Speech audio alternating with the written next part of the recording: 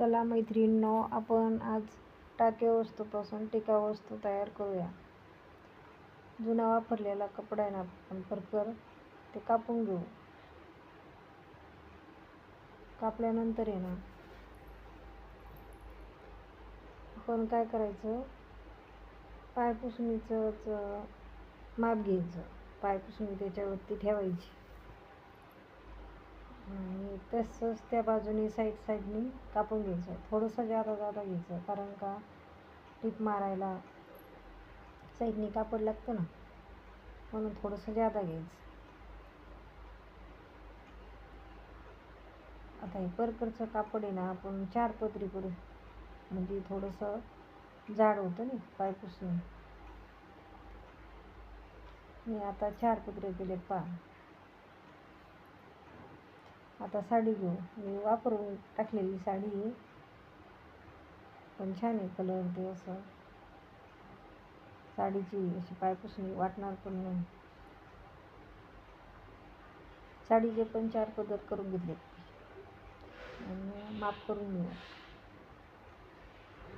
साईडनी साडी पण कापून घ्यायची. थोडं शिल्लक ठेवायचं. ती मारायला लागतं ना, त्याच्यामुळं त्या साडीच्या आत परकरचं कापड आपण टाकून घेऊ आणि नंतर टिपा मारून घ्यायच्या 4 बाजूने. आता मी टिपा मारून घेते. अशा साईडने छान दमाने टिपा मारून घ्यायच्या. घाई गडबड करायची नाही, काही नाही, पण छान टिप येते. आता दुसऱ्या बाजूने टिप मारून घेऊ.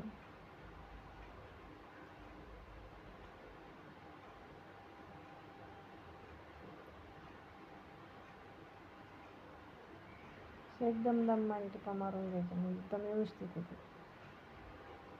आता तिसऱ्या बाजूने पण टिप मारून घेऊ आपण.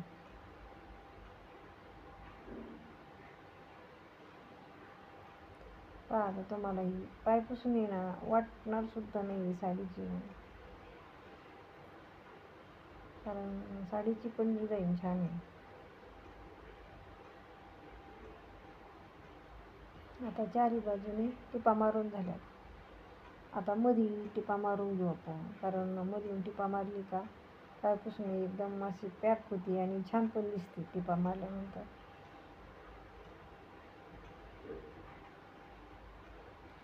आडव्या साईडनी उभ्या साईडनी 4 टिपा मारून घ्यायच्या.